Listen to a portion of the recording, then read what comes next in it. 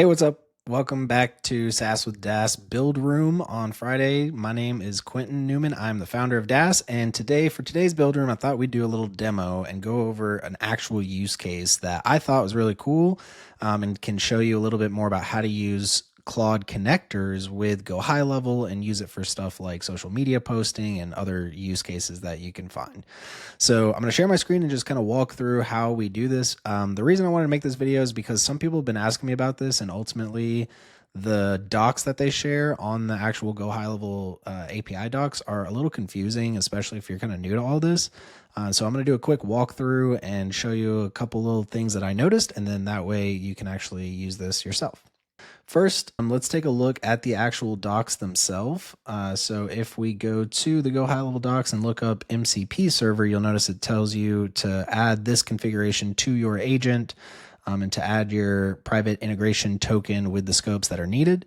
And you can still do it this way if you're using Cursor or VS Code or Claude Code, or even if you have Claude connected to the desktop, you can also do that. But I know a lot of people are using it in the web browser, and so I wanted to show how you can actually use it this way as well.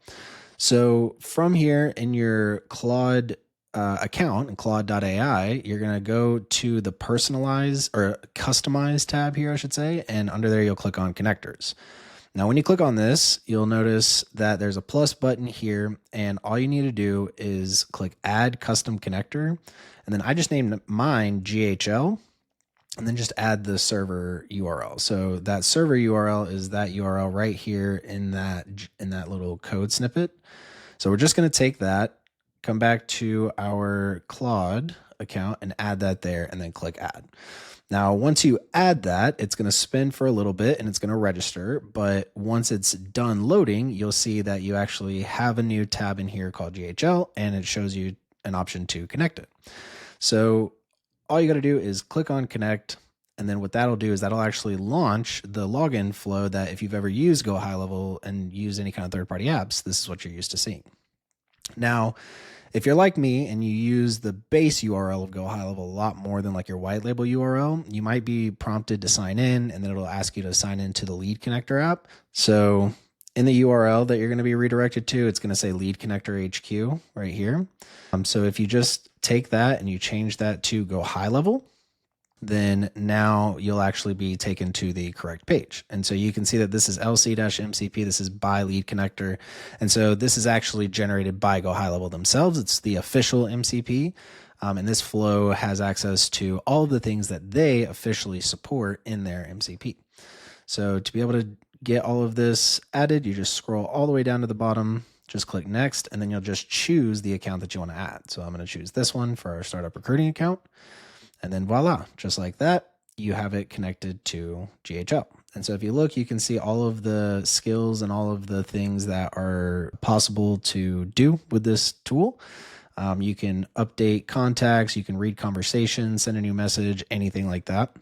But today I'm going to focus on these post capabilities. So with this MCP, you can actually get any of the social media posts that you have scheduled through the scheduling planner, or through the social planner, I should say.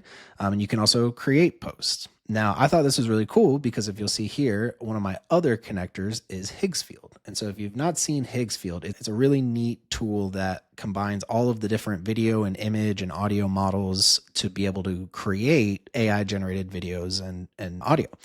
And so with this, you can actually connect the MCP directly to your Claude account. And then that way you can create images, create videos, do anything you need through Higgsfield. And then directly from Claude in that same conversation, it can actually upload it straight to GoHighLevel. And so you'll see that's exactly what I did in my most recent chat. And so in here, I had to create a few different variations just because it was not the best, but you can see this is ultimately what it created. It was just, I wanted a video of me on a one-wheeler talking about the new Claude Fable 5 release. I gave it a few different variations and had it try again with my voice. And then ultimately I got a pretty cool version that I thought was pretty good. And so from there, I told it to upload this as a draft into my GoHighLevel account.